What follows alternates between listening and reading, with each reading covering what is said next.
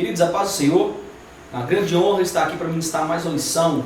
Hoje, a última lição do trimestre, do terceiro trimestre, que tem como título a manifestação da graça da salvação. Uma lição muito importante, que envolve um tema muito abrangente. E hoje nós estamos aqui para agradecer a Deus por mais um trimestre, por mais um trimestre vencido diante de Adonai. Eu quero iniciar esse trimestre mandando um grande beijo, um grande abraço àquelas pessoas que compartilharam nossa lição, que têm curtido a EBP em Foco e principalmente têm estado conosco em oração. Queridos, eu inicio essa lição pedindo aos senhores que orem por todo o povo da Síria. O que nós estamos vendo ultimamente na internet é lamentável e nos prova o quanto esse mundo precisa de Deus. Hoje eu fiquei muito abatido com tudo que eu ouvi na internet e creio que também os professores e os alunos que estão assistindo, que está em volta da internet, têm noção do que eu estou falando. Querido, é o momento da igreja mostrar ser igreja e o momento de nós, pastores e líderes, ajoelharmos para orarmos por essa nação. Que Deus possa nos abençoar. Eu quero iniciar essa lição mandando um grande abraço ao meu amigo Alexandre Dias Isário, da Assembleia de Deus Campo Pernambuco, e com ele está o pastor Ailton José Alves. Quero mandar um grande abraço para o meu amigo Pedro Roberto Gugel, lá de Fortaleza, Ceará, Assembleia de Deus Bela Vista. Adilson Salles, da Assembleia de Deus Belém, aqui em Berilo, Minas Gerais, bem pertinho aqui de Teoflotone. Grande abraço, meu querido Adilson. A Leandro Marcos Lucas, lá em Vargem Alegre. Terezinha Lança, da Assembleia de Deus do Jardim Curitiba, em Colombo, Paraná. Também a Carla Lima e Kênia Lima. E Elber Santana, da Assembleia de Deus de Natal. Está comigo aqui hoje, na casa dele. Tenho um prazer de estar na casa dele para terminar essa lição. O meu querido e amigo, companheiro de ministério, o presbítero Pedro, professor da nossa igreja. Hoje é uma grande lição, direto da Assembleia de Deus, a DTO, Assembleia de Deus Ministério Teoflotone. Nós estamos aqui para mais uma discussão, para mais alguns tópicos, e que Deus possa te abençoar. Eu vou começar a introdução e nós seguiremos. A introdução vai começar com o nosso presbítero Pedro, e nós vamos lendo tópico a tópico, como de costume, e vamos discutir cada um. Presbítero Pedro, fique à vontade, meu querido. Queridos, a paz do Senhor, é um prazer estar nessa última lição desse trimestre. Foi um prazer enorme estar com vocês no decorrer dessas lições. E hoje, lição de número 13, a manifestação da graça da salvação. Estaremos introduzindo para nós darmos sequência e estar explicando ponto a ponto, tópico a tópico, como já falou o nosso querido pastor. Introdução. Nessa última lição do trimestre, estudaremos a respeito da graça divina. A graça de Deus é a mais extraordinária manifestação do seu amor para com toda a humanidade. Mas esta só pode usufruir os benefícios desse recurso divino se reconhecer o seu estado miserável em termos espirituais e converter-se mediante a aceitação de Cristo como Salvador. Eu acho de extrema importância que nós estamos discutindo esse texto e a última lição, nós deixamos bem claro para os professores que a graça, eu anotei isso aqui e meus cabelos estão brancos e eu não consigo lembrar tudo que eu anoto, então eu trago o notebook para que nós possamos debater a lição e não pularmos nenhum dos tópicos. A graça é a maior manifestação que Adonai mostrou ao mundo. Entende isso aqui? Enquanto o mundo diz que o melhor de Deus está por vir, eu afirmo que o melhor de Deus já veio, Yeshua HaMashiach. É isso que nós precisamos entender. O mundo fica tentando criar uma balela de que o melhor de Deus ainda está por vir, querido. O melhor de Deus já veio, já esteve entre os homens, pagou um alto preço no madeiro. E é por isso que nós temos vida e vida em abundância por causa de Yeshua. Concorda comigo, presbítero Pedro? Sim, com certeza. Você acha que ia ter alguma coisa para vir de Deus para esse mundo, a não ser Jesus, o melhor? Estamos esperando apenas esse último detalhe, que é a vinda do nosso Messias, Jesus Cristo, e arrebatar a sua igreja, porque a graça, nós vamos falar muito de graça hoje. E uma das graças mais, posso dizer assim, mais agraciada é a salvação em Cristo Jesus. Quando Paulo ele escreveu a Tito, no capítulo 2, especificamente no versículo 11, que ele diz que a graça há de manifestar a todos os homens. Então, abrangiu toda a humanidade, pastor Elias. toda a humanidade, não somente o povo de Israel, não somente o povo hebreu, mas ele falou a toda a humanidade. Há de se manifestar. Agora, aquele que agarrar essa bênção, ou seja, aquele que aceitar Jesus como seu Salvador, vai desfrutar dessa graça. Eu vou continuar aqui no tópico número 1, que diz, vamos diferenciar as graças na revista aqui, vamos falar um pouquinho de cada uma. O tópico número 1 diz, a manifestação da graça de Deus, a graça comum. Graça vem da palavra hebraica hesed e do termo grego charis, cujo sentido mais comum é o favor imerecido de Deus concede ao homem, por seu amor, bondade e misericórdia. A partir dessa conceituação, podemos ver a graça comum pela qual Deus dá aos homens as estações do ano, o dia, a noite, a própria vida, ou seja, todas as coisas. Entenda uma coisa aqui, meu querido, nesse tópico número 1, para que você entenda. A palavra graça no original grego é charis, que nós chamamos de charis. Ela significa favor imerecido, como a própria revista diz. Esse termo graça, entre aspas, ele tem uma raiz etimológica associada com duas palavras muito comuns em nosso meio, que é alegria e regozijo. Isto é, graça é uma situação que nos leva a estar alegre, alegrar-se muitas vezes. Por quê? Porque nós estamos diante da presença de alguém que nos fez merecedor daquilo que não eram, nós não éramos. Essa graça comum é o sol nasce para todos, ok, tudo bem, a chuva cai para todos, mas somente os filhos de Deus experimentam o melhor de Deus. É isso que eu tenho que deixar bem claro.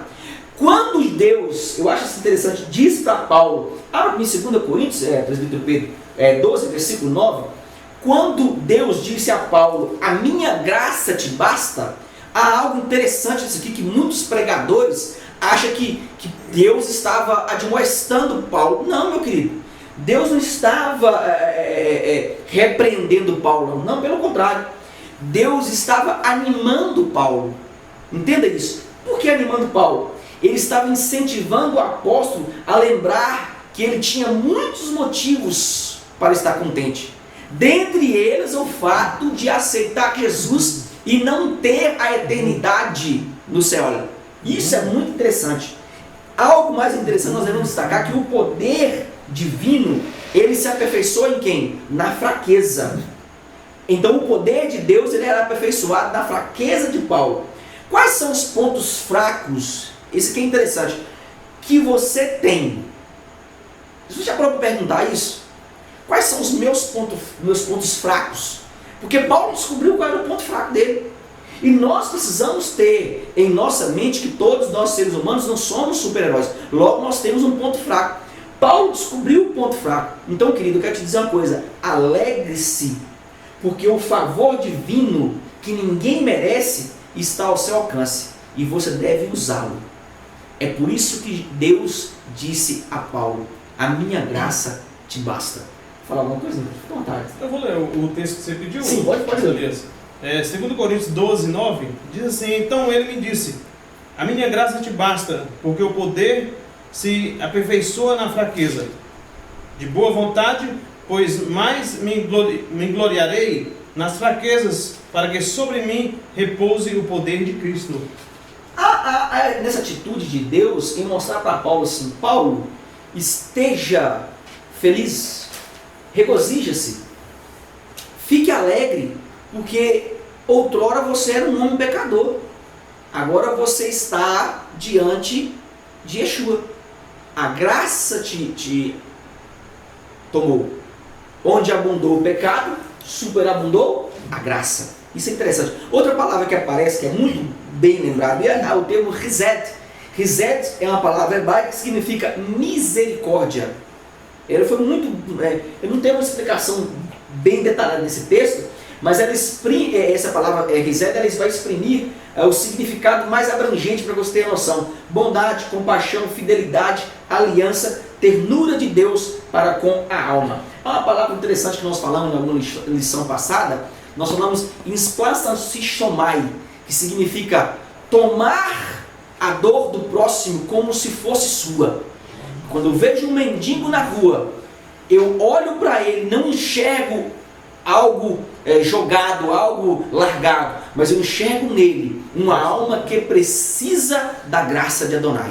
Uma alma que precisa ser tocado pela graça abundante de Yeshua. Essa palavra é tão forte e interessante, Elias. Esse plástico Shishomai, dá até vontade de falar em línguas estranhas. Em línguas estranhas. Mas é de tão grande importância, porque se nós formos pegar ao pé da letra, né, ter misericórdia das pessoas lá na Síria, por exemplo, ter misericórdia do seu vizinho, ter misericórdia dos seus amigos, ter misericórdia do mendigo, daqueles que estão na pior, podemos dizer assim, mas a graça comum, nós vamos voltar para o texto, a graça comum. Eu só quero dizer, nós temos que olhar nos mínimos detalhes quando falamos de graça, né? A graça, ela não se resume apenas no favor imerecido de Deus para com o homem. Mas se nós formos ver e prestar bem atenção nessa graça comum que Deus, por exemplo, um bom sono. Quantas pessoas estão aí com insônias, né? Um bom dia, você viver bem, o seu afado, você cheirar, você sentir, você ouvir, você falar, isso é uma graça comum, uma dádiva de Deus, e muitas vezes nós não agradecemos, não retribuímos essa graça que Deus nos dá. Eu acho de extrema importância, já que nós falamos da palavra esplaça shishomai, nós lembrávamos da palavra grega chamada ramal, porque isso nos arremete a um sentido de que todo ser humano ele nasce com a compaixão. Se você notar, as crianças, elas brincam quando uma delas machuca, eles têm o ato de socorrer. Nós perdemos isso pela secularidade da atualidade. Nós passamos por um mendigo e não sentimos compaixão, porque nos acostumamos, porque nós não podemos acostumar com a situação. Nós temos que ser diferentes, nós somos cidadãos dos céus e nós vamos falar um pouquinho sobre isso. Eu vou prosseguir com o senhor no tópico de número 2, a graça salvadora. Fica à vontade, meu querido. Sim. O segundo ponto diz a graça salvadora, porque a graça de Deus se há de manifestar trazendo salvação a todos os homens. Está à disposição de todos os homens, mas só é alcançada por aquele que creem em Deus e aceitam a Cristo Jesus como seu único e suficiente Salvador. Por intermédio dela, Deus salva, justifica e adota o pecador como filho.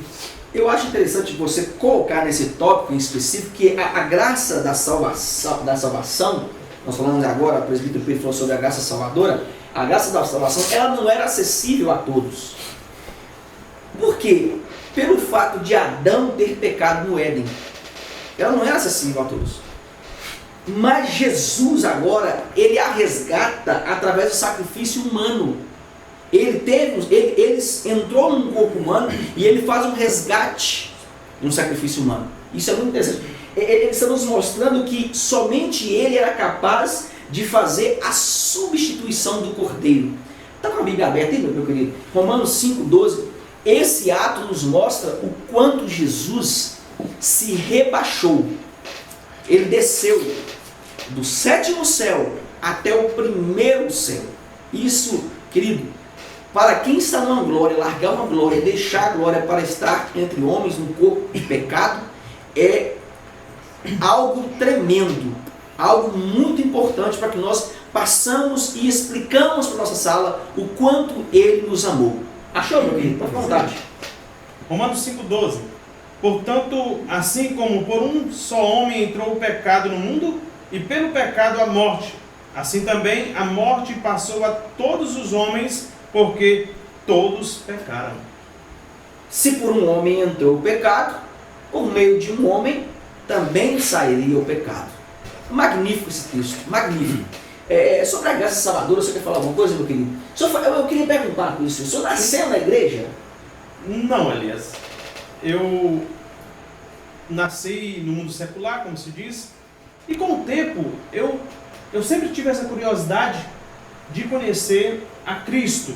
Sempre o meu intelecto cobrava dentro de mim de conhecer a Cristo. Pensava comigo, quando eu ficar mais velho, eu vou para a igreja. Então, dentro de mim, uma coisa já me cobrava. E aos meus 18 anos, 19 anos de idade, eu aceitei Jesus e estou desfrutando dessa graça até hoje. Eu acho interessante porque Há uma teoria, há uma teologia que diz que todo homem nasce com a graça da salvação. Dentro dele há algo, um vazio, que precisa ser preenchido. É interessante que antigamente nós falávamos muito sobre isso quando nós íamos evangelizar. Eu tenho pouco tempo de cristão, eu converti em 2001 para 2002, 13 para 14 anos. E há algo no ser humano que ninguém consegue preencher a não ser Jesus. Verdade. Essa é a graça da salvação. Nós não conseguimos nos tornar, ainda que sejamos melhores, compramos em dia, paguemos em dia, demos esmola, fazemos boas ações, mas existe um vazio dentro do ser, que só Jesus preenche.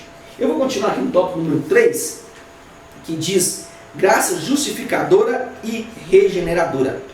A graça de Deus é a fonte da justificação do homem. Uma vez nascido de novo, a pessoa passa a ser nova criatura, tomando parte da família de Deus. Assim que já não sois estrangeiros, nem forasteiros, mas concidadãos dos santos e da família de Deus. Esse tópico número 3, algo interessante para você marcar e grifar, eu ia até grifar na minha revista, que a manifestação da graça, ela traz consigo algumas heranças. Entenda isso aqui. Quais são essas heranças?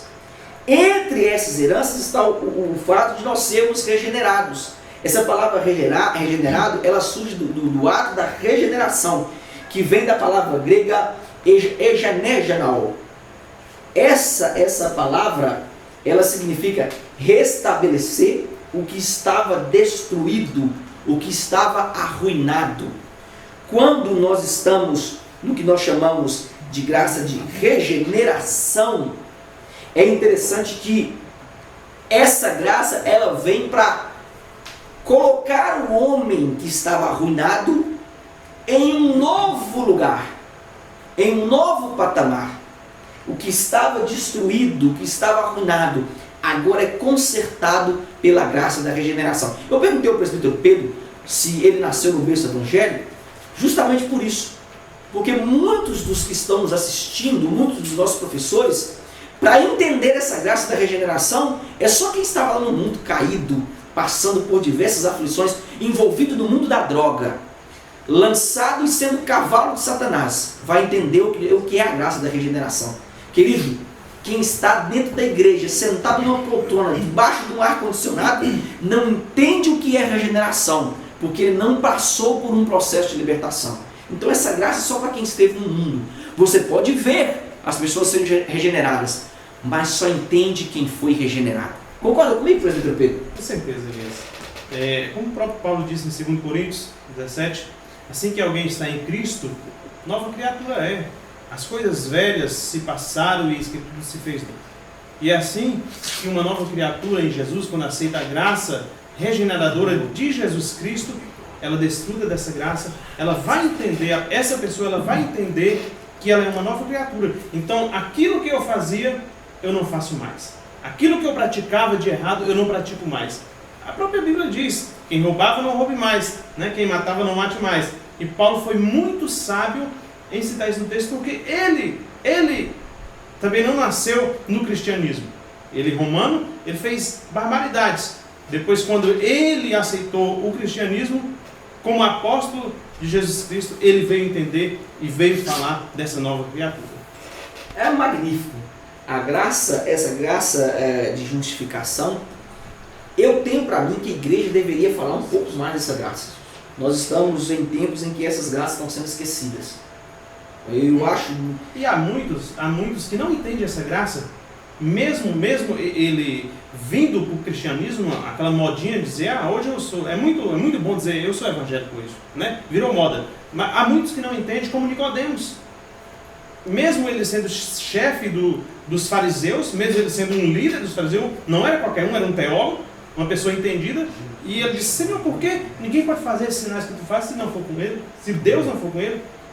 E Jesus disse, olha, necessário vos é nascer de novo. Então, muitas pessoas necessitam e precisam nascer de novo na graça de Jesus. Eu vou continuar com o senhor e o tópico de número 4, fala graça santificadora. Fique à vontade, meu querido. Quarto ponto diz assim: a graça santificadora. A graça de Deus só pode ser eficaz na vida do convertido se ele se dispuser e negar-se a si mesmo para ter uma vida de santidade. A falta de santificação anula os efeitos da regeneração e da justificação. Diz a Bíblia: seguir a paz com todos e a santificação, sem a qual ninguém verá o Senhor. Eu acho magnífico a gente falar sobre essa graça, porque a graça só pode ser anulada na vida de alguém, entenda isso, é muito importante. Ela só pode ser anulada na vida de alguém quando mesmo não vive uma vida de santificação. Por isso estamos presenciando em nosso meio, na atualidade, tantas pessoas longe de um comportamento do que nós chamamos da graça santificadora. Querido, como tem pessoas longe dessa graça? Porque não conhecem e não entendem que o ato de eu não me santificar, ela me tira, ela anula essa graça da minha vida. Há algo tremendo em Hebreus 12, o versículo de número 14. Olha que interessante o que esse texto diz: segui a paz com todos e a santificação, sem a qual ninguém verá o Senhor. Se eu não tenho a atitude de santificação, se eu não tenho a atitude de paz, é impossível eu ter a presença e ver a presença de Deus. É impossível, querido. É por isso que na igreja atual nós estamos tendo tanto comportamento fora dos padrões éticos. Nós vamos falar um pouquinho sobre isso. Por quê? Porque as pessoas não estão buscando, não estão orando, não estão jejuando, não estão dedicando a vida à santificação. Concorda comigo, meu querido? Plenamente, Luiz. Quando fala que a graça de Deus só pode ser eficaz na vida do convertido se ela se dispuser e negar a si mesmo. Esse negar a si mesmo é pesado.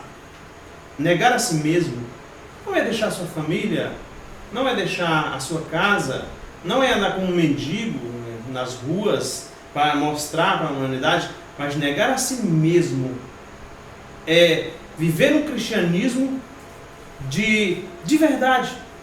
É pregar dentro da sua própria casa.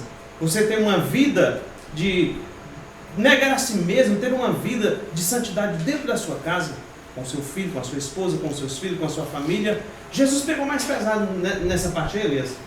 Quando ele disse que aquele que não aborrecer, Jesus já estava furioso com aquele povo seguindo a ele, após ter comido, ter bebido, e saiu daquela casa, e um monte de pessoas seguia Jesus. Ele vira e o povo não perguntou nada a ele. É engraçado, isso é muito interessante. As pessoas querem seguir Jesus, as pessoas querem ter a bênção de Jesus, e muitas pessoas pensam que bênção é só bênção material.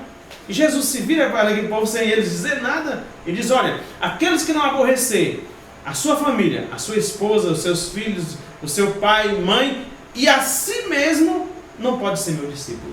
Isso é muito interessante, Elias, porque se nós, esse aborrecer não significa que nós agora temos que trocar palavra, discutir com a nossa família. Não. Esse aborrecer significa você negar a si mesmo, negar os seus desejos, os desejos da sua família e viver um evangelho de verdade. Pregar a palavra com toda vontade de servir a Deus e pregar o evangelho do Senhor. Eu gosto desses tópicos, principalmente em sala, porque às vezes nós deixamos escapar por entre nossas mãos algumas dúvidas que o aluno tem e não são sanadas porque nós não estudamos. Essas graças que foi especificado na revista é para que você debata em sala, para que seu aluno entenda e entenda perfeitamente qual foi o dever de Yeshua, porque ele queria o dever como homem, cumprir todo o papel humano. Eu vou continuar aqui. A conduta, o tópico de número 2 diz a conduta do salvo em Jesus. Número 1 diz sujeição às autoridades. O cristão sincero deve obedecer aos governantes e autoridades constituídas, desde que estes não desrespeitem a lei de Deus. Jesus mandou dar a César o que é de César e a Deus o que é de Deus. Um texto para mim em 1 Timóteo 2, 1 e 2. Antes eu queria que você marcasse na sua revista que a salvação ela traz consigo essa graça que nós estamos falando, o favor imerecido, ela vai trazer consigo o caráter de respeito. Olha que interessante. De conduta e principalmente de entender a hierarquia em nosso meio. Por isso, Paulo recomendava a todos que façamos deprecações em favor de todos os governantes. O conselho de Paulo a Timóteo foi esse: orem, façam, porque é importante. Lembra, meu querido, está em aberto aí? 1 Timóteo 2, 1 e 2. Antes de tudo, pois exorto que use a prática de súplicas, orações, intercessões, ações de graças em favor de todos os homens. Segundo, em favor dos reis e de todos os que se acham investidos de autoridade, para que vivamos vida tranquila e mansa, com toda a piedade e respeito. Magnífico esse texto de Paulo. E Paulo diz em Romanos 13: todo homem esteja sujeito à autoridade superior, porque não há autoridade que não proceda de Deus, e as autoridades que existem foram por ele instituídas, de modo que aquele que se opõe à autoridade resiste à ordenação de Deus, e os que resistem trarão sobre si mesmos condenação. Então não resista, meu querido. A autoridade está aí para proteger aqueles que andam segundo a lei. Só resiste a autoridade quem anda errado. Nós devemos fazer deprecações, orar pelas autoridades. Não é momento de blasfemarmos contra ninguém, mas de buscarmos entendimento do Senhor, para que eles sejam guiados pelo próprio Adonai. Ok, meu querido? Quer falar alguma coisa, meu querido?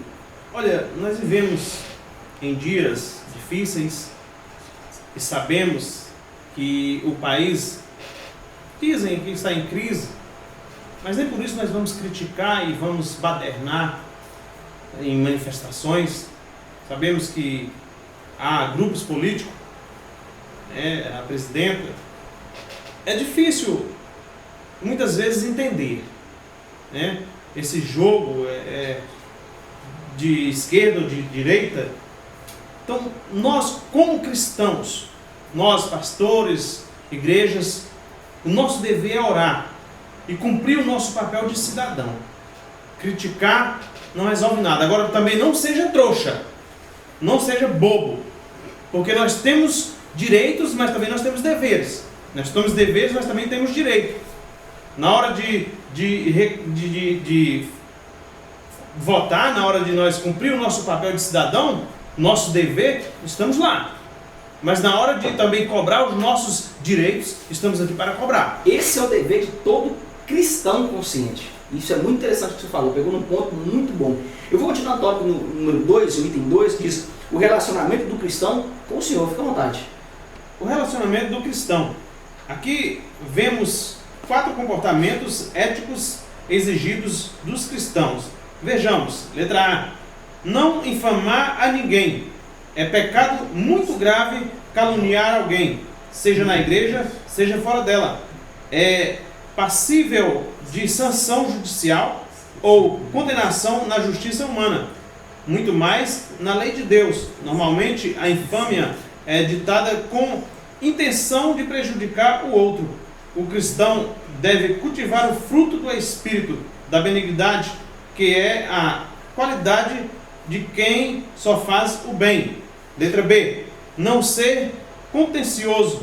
Contendas nas igrejas geralmente têm resultados muito prejudiciais. Infelizmente, em algumas reuniões, até mesmo de ministros cristãos, vemos pessoas contendendo umas com as outras por causa de interesses políticos ou pessoais. Isso não agrada a Deus. Letra C. Ser modesto.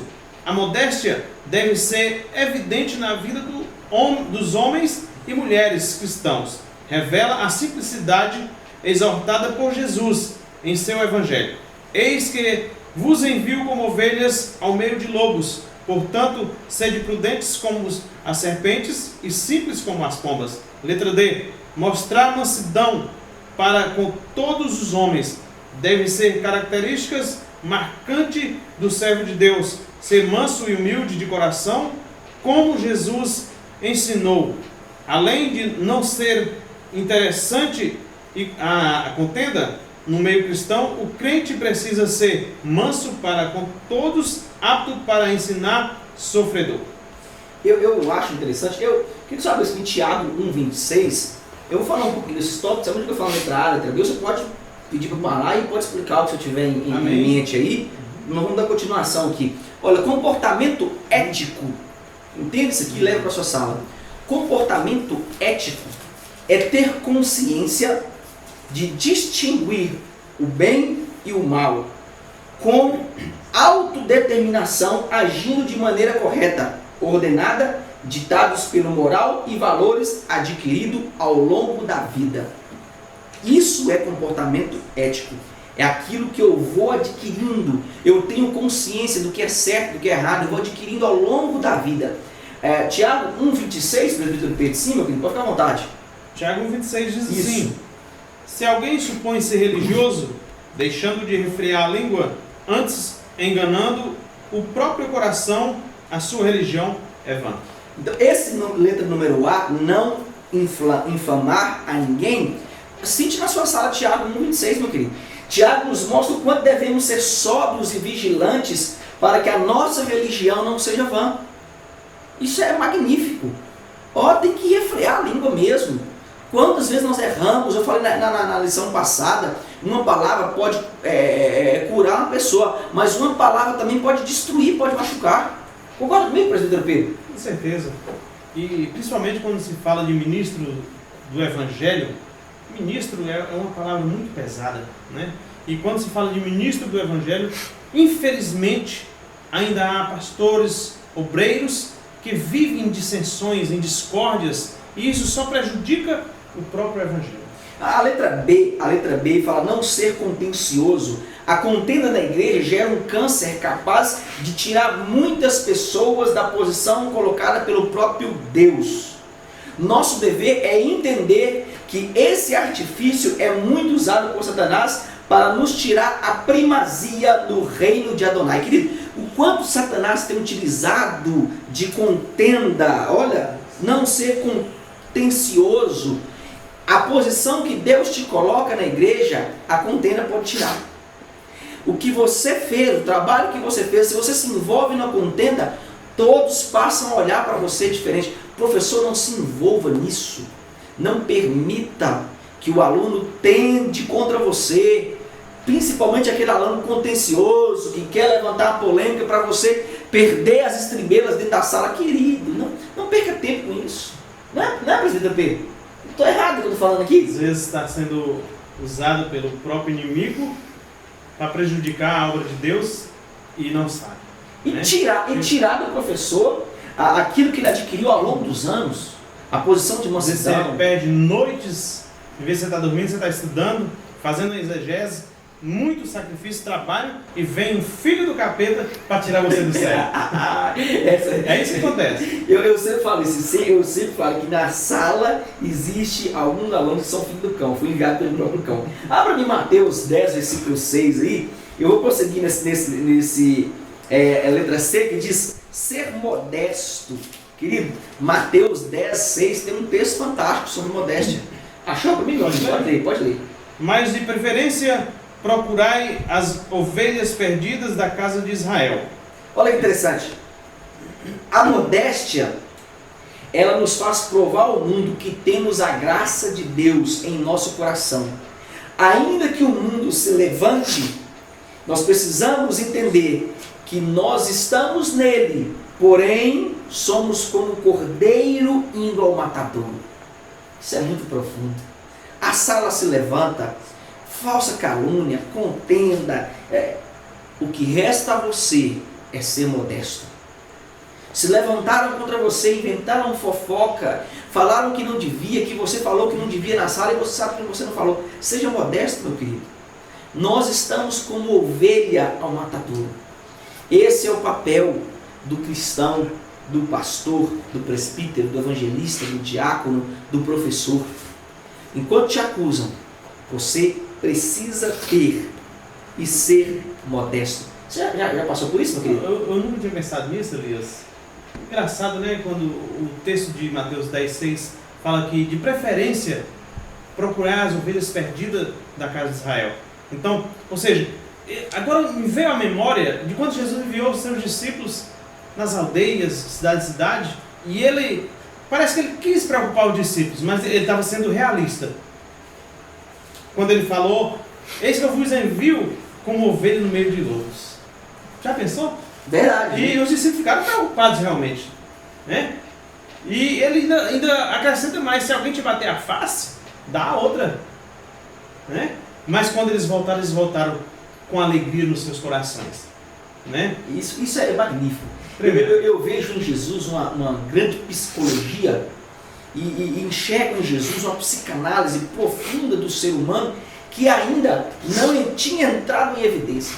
Jesus conseguia enxergar, mas ele estava no atributo de Deus, mas ele estava no corpo humano, querido. A raiva que você está passando na sala, e Jesus também passou com os fariseus, com os saduceus, com os filhos do cão, como disse o meu querido amigo presbítero Pedro aqui. A letra D fala sobre mostrar mansidão para com todos os homens. Querido, a mansidão traz consigo algo nobre. Anote isso aí. Eu queria que você anotasse aí. A mansidão traz consigo algo nobre. O que, professor Elias? O caráter de um ensinador. O Pedro, essa foi profunda, hein? O caráter de um ensinador. Quando você é manso, através da sua mansidão, você ensina. Tem um colega meu chamado Silvio. Ele é manso de natureza. Só de você olhar para ele, você sente paz. Amado. Então, ela traz consigo um caráter de um ensinador. Quem é manso é a personalidade de Jesus e seus ensinamentos. Quer ver algo fantástico sobre isso? Mateus 11, está quase em cima, em 29. Há um texto fantástico. Tomai sobre vós o meu jugo e aprendei de mim, porque sou manso e humilde de coração, e achareis descanso para a vossa alma. Amém. Só há descanso para a alma quando nós estamos em uma posição de mansidão. Ser modesto, ser manso, é o nosso dever. Ah, mas eu não consigo. Querido, buscai. A Bíblia diz que aquele que busca, bate, acha. É o meu papel, o seu papel, querido. Talvez você não... eu não vou conseguir. Consegue, meu amado. Não existe nada que um filho não peça ao pai, que o pai não dê. Então, comece a orar buscando esses dons. Dom da mansidão. Como diz um ditado popular, um provérbio popular, Deus ele não é padrasto, ele é pai. Ele é pai, é verdade. Eu acho magnífico quando nós discutimos esses tópicos na sala e a sala entende e ela absorve o que nós estamos querendo passar. Isso transforma vidas. Isso transforma vidas. Isso molda a pessoa, traz um novo caráter para a pessoa, né? Para os alunos que estão... Eu acho magnífico que nós, como ensinadores, às vezes nós somos coléricos em algumas respostas, mas nós precisamos ser mansos em alguns momentos, principalmente para com a nossa sala. Engraçado, eu tive uma aula com um professor muito sábio, intelectual no bacharel. Ele é bacharel em Direito, ele é bacharel em Teologia, tem pós-graduação, tem doutorado. Walter, o meu grande professor, um abraço. E ele chegou para a sala e disse: olha, eu estudei tanto e descobri que eu nada sei. Ele fez como Sócrates: eu só sei que nada sei. Isso é muito interessante. Eu gosto muito de mandar um grande abraço para o nosso amigo Walter. Eu vou continuar no tópico número 3, diz: a lavagem da renovação do Espírito Santo. Vivíamos entregues ao pecado e longe de Deus, mas Cristo nos salvou, nos purificou. Como novas criaturas, não temos mais prazeres no pecado. Observe a seguir algumas características, segundo Paulo, que caracterizam o homem que vive segundo a carne. Letra A, insensatez.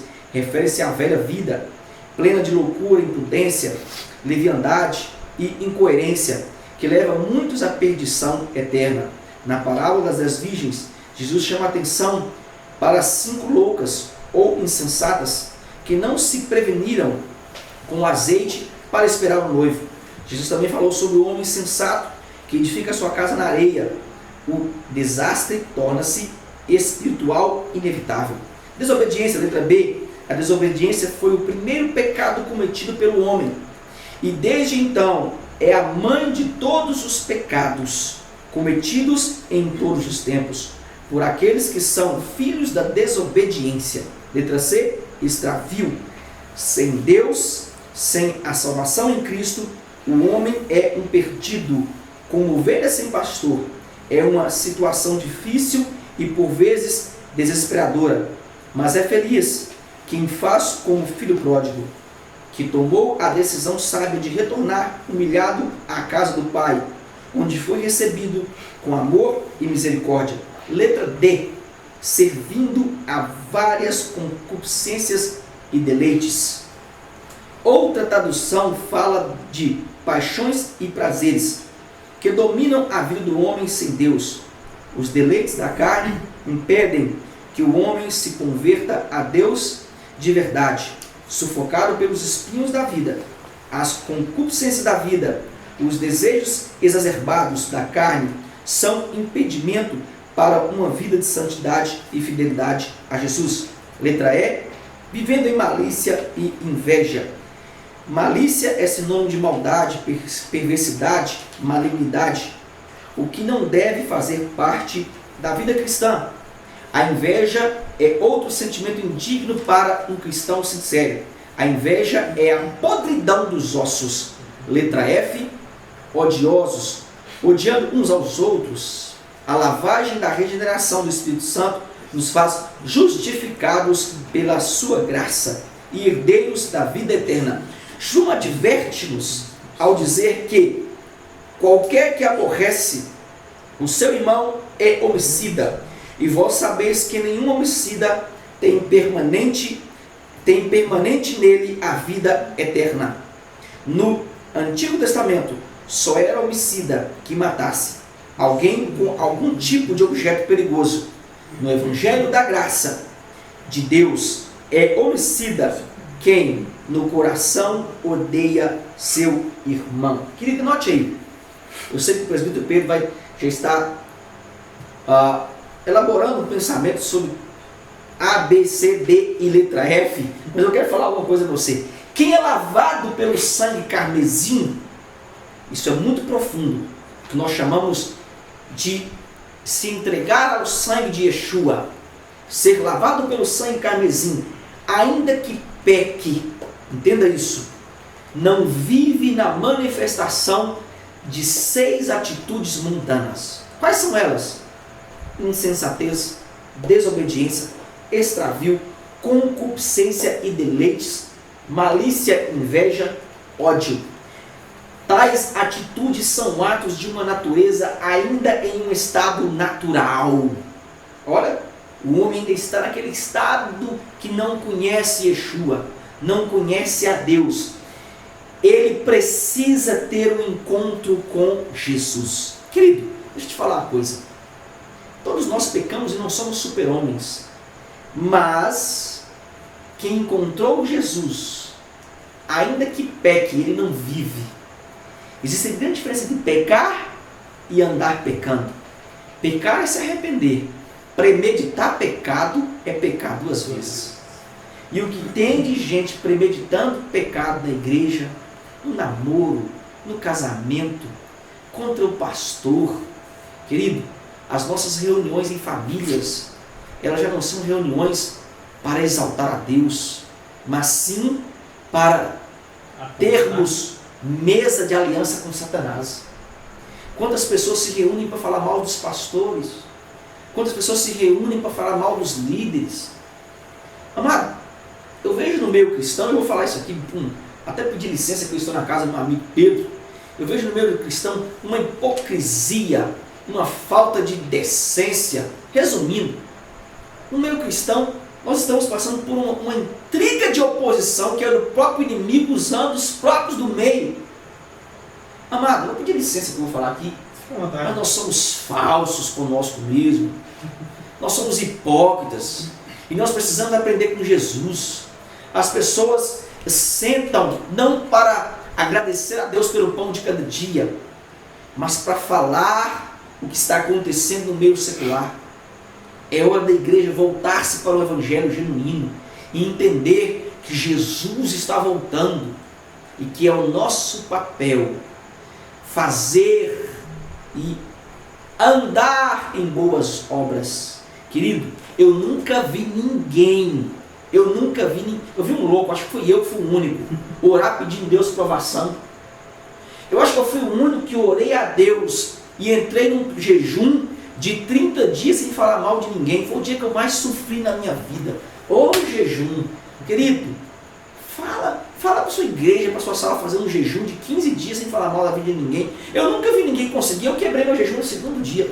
Ô meu amado, é difícil demais.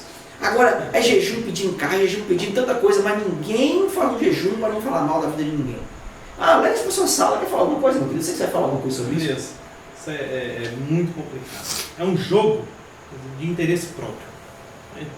Pessoas que buscam apenas os seus interesses, né? Que buscam as suas vontades, que se o pastor não fizer a sua vontade ou aquilo que interessa a si próprio, o pastor já está na guilhotina.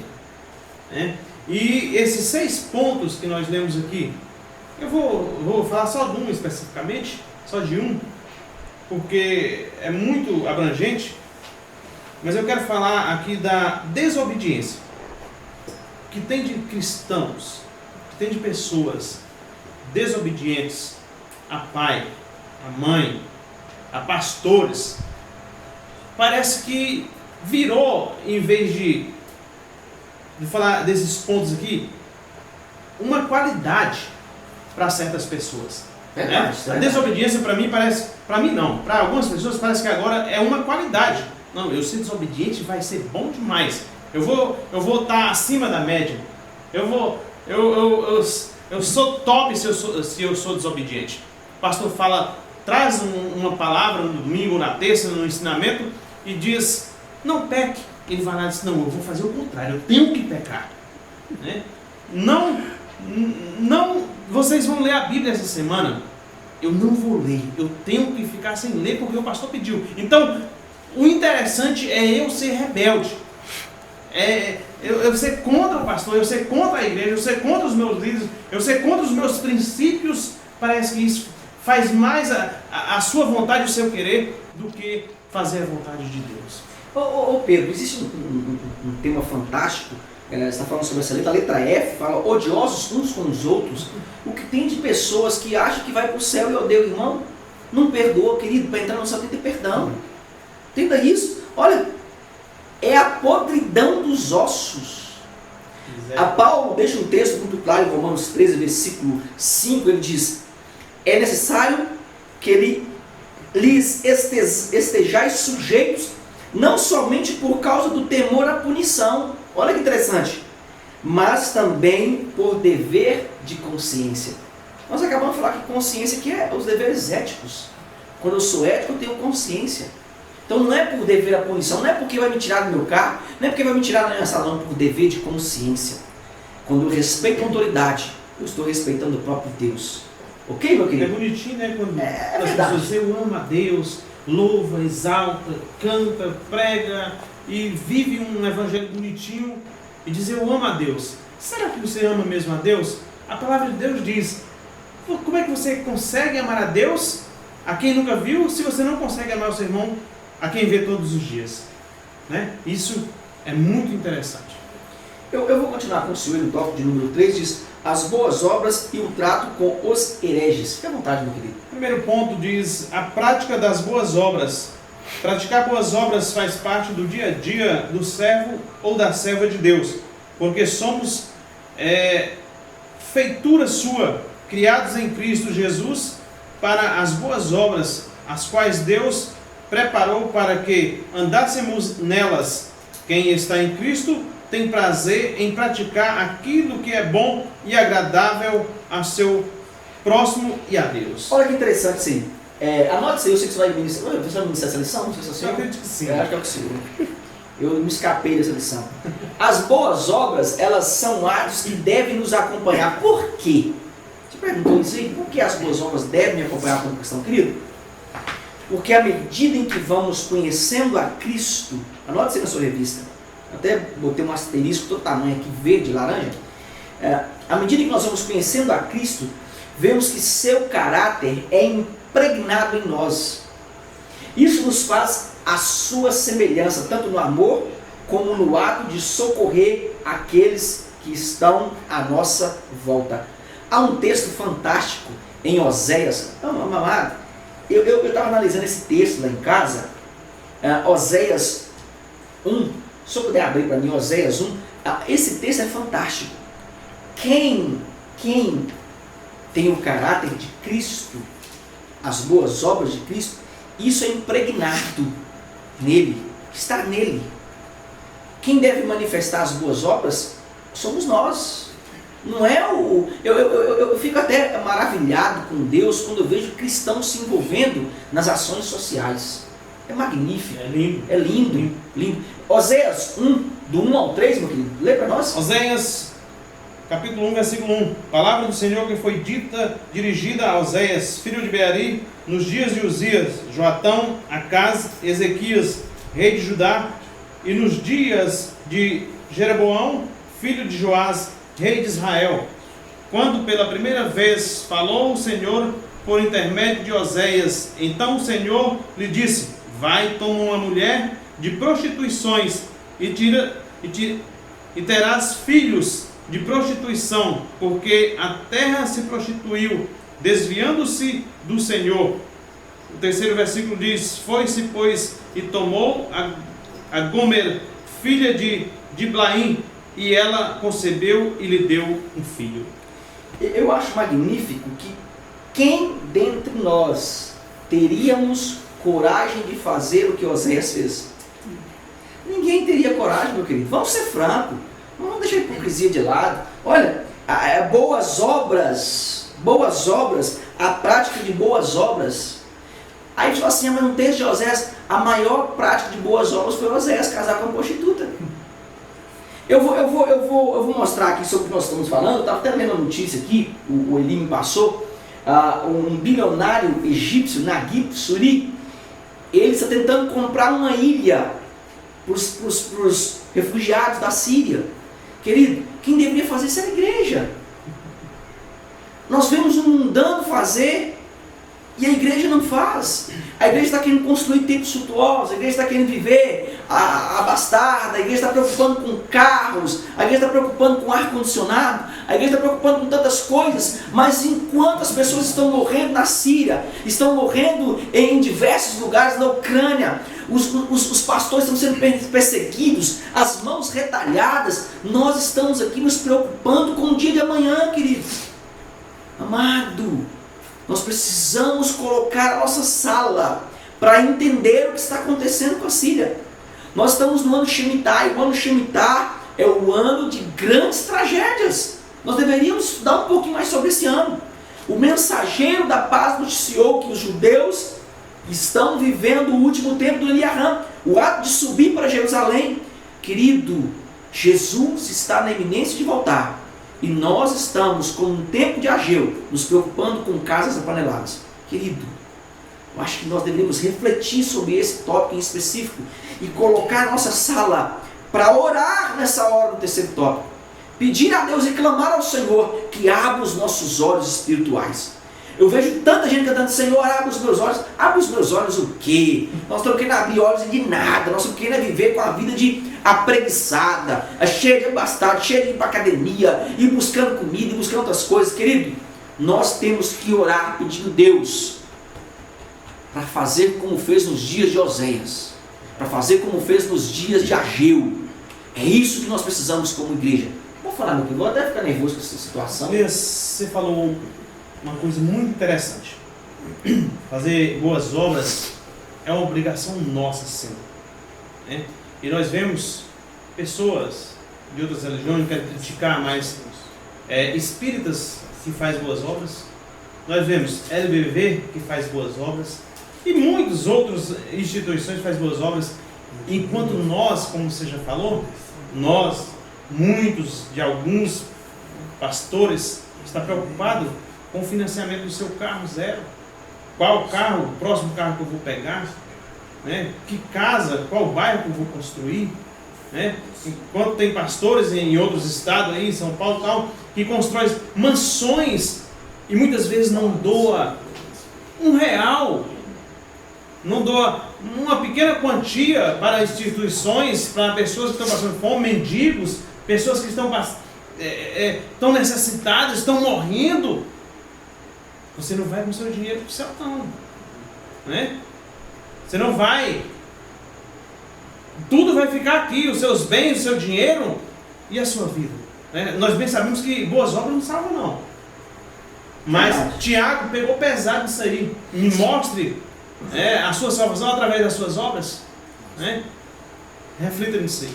Eu vou continuar aqui com o senhor, o tópico de número 2, diz: como tratar com os hereges? Fique à vontade, filho. Como tratar com os hereges? Paulo ensina que devemos evitar os falsos mestres, não nos envolvendo em suas dissensões tolas. Muitas vezes acabamos discutindo e dando uma atenção demasiada aos ensinos que são contrários à palavra de Deus. Esse texto aí foi bem rápido isso aqui. Eu acho que deveria ter detalhado isso aqui um pouquinho mais. Com certeza. Deveria ter gasto. Essa revista, revista, ela teve alguns temas muito amplos dentro dela e assuntos que nós poderíamos ter discutido aqui durante 3, 4 lições. Querido, deixa eu desejar nesse tópico aí. A próxima revista que vai falar sobre a criação, nós vamos debater muito essa revista, é um tema muito bom. E eu gosto de quem está fundamentando essa tese da criação. Ela foi lançada em 1995, está repetindo agora, que é uma vergonha para ser PAD, não tem teólogo para ser PAD, eu vou falar logo a verdade rasgada. Não tem gente nova para ser PAD, para trazer tópicos novos, homofobismo, tanta coisa boa para se discutir, a peregrinação, que o povo sofre. Está discutindo em revista de 1995. Muito tudo bem, vamos discutir essa revista aqui então, vamos entender isso aqui. Mas entenda uma coisa, quando Paulo nos orienta a evitar discussões tolas, ele está nos mostrando o quanto é precioso o nosso tempo. E por isso se envolver em assuntos com falsos mestres nos leva a uma atitude baixa para um cidadão com uma patente tão alta que é a nossa como cidadão do céu. Quando eu me envolvo com falsos mestres, é jogar conversa fora, é não ter tempo para a obra de Adonai, é me preocupar com aquilo que é efêmero. Querido, nós temos uma patente alta, nós somos cidadãos dos céus. Envolver com essas coisas, não. Vai evangelizar, vai ter tempo para com os presos, para com os idosos nos asilos. Quantas pessoas largam o pai no asilo e ficam na igreja na hipocrisia, dizendo, oh glória a Deus, maravilha. Mas na realidade o pai está no asilo há muito tempo. Querido, isso é hipocrisia e Deus vai te cobrar caro o que você está fazendo. Nós precisamos entender que nós temos uma patente alta e nós somos cidadãos do céu. Logo, nós não temos tempo a perder com reinos efêmeros. Nós não temos tempo a perder com isso. Outra coisa que me chama a atenção é o fato de Paulo dizer: admoeste uma vez, na segunda, deixa de lado. Se você está debatendo com falsos mestres, é porque você está sem o que fazer no reino de Deus. Engraçado, Elias. Uns tempos aí atrás, eu discutia muito aos domingos de manhã com aquelas pessoas que vêm na sua casa e seitas. Fala logo que é testemunho de Jeová. Testemunho de Jeová, tudo bem. Eu não queria falar, mas eu discutia muito. E outro dia atrás eu estava pensando nisso. Por que eu não discuti mais? Eu não tenho tempo. Eu vou para a igreja de manhã, vou para a igreja de tarde, vou para a igreja à noite. Segunda-feira tive uma reunião de obreiro. Terça-feira teve ensinamento da palavra. Quarta-feira eu lecionei na congregação do Eucalipto. Quinta, ontem teve culto na igreja sede. Hoje nós estamos aqui gravando a EBP em Foco. Então eu não tenho tempo para esse povo, para essas seitas heréticas, né? Então o nosso fundamento, a nossa fundamentação está na palavra de Deus, ensinar aquilo que é verdade. Se eles vierem discutir aqui na nossa casa, nós pregamos Bíblia para eles, oramos, se eles aceitarem, se não, rua. Amém? Eu gostei desse tópico aí. A conclusão diz o seguinte: a graça de Deus é a fonte da salvação do homem. É favor jamais merecido por qualquer pessoa. e manifesta o seu amor e a sua benignidade para com o pecador. Essa graça é manifestada a todos os homens, mas só é eficaz na vida de quem aceita a Cristo como Salvador pessoal. Eu espero que você tenha pessoas novas convertidas na sua sala e pessoas que te visitem, para que você faça um apelo e queira a Deus que elas aceitem Jesus como Salvador. Porque isso nos mostra o quanto Jesus ainda quer salvar. E nós, professores, somos os instrumentos de Deus para que as pessoas o conheçam. Ok, meu querido? Paz seja convosco. As considerações finais do meu amigo Pedro. Fica à vontade, meu querido. Meus queridos, que Deus abençoe vocês, como eu já falei no início. Foi uma revista maravilhosa nesses 3 meses que nós tivemos debatendo, estudando a Palavra de Deus e nessa revista. Então que Deus possa te abençoar e que a próxima nós possamos nos aprofundar mais ainda como teólogos, como ensinadores, como servos de Deus, obreiros do Senhor. Que Deus possa abençoar a cada um de vocês em nome de Jesus. Eu espero vocês no próximo trimestre, no 4º trimestre, e que Deus continue nos abençoando. Aqueles que curtem o nosso canal, aqueles que estão conosco, eu continuo orando por vocês, para que a RIM, para que a Adonai os abençoe e transforme a sua vida dia após dia. Paz seja com todos e a RIM Shalom.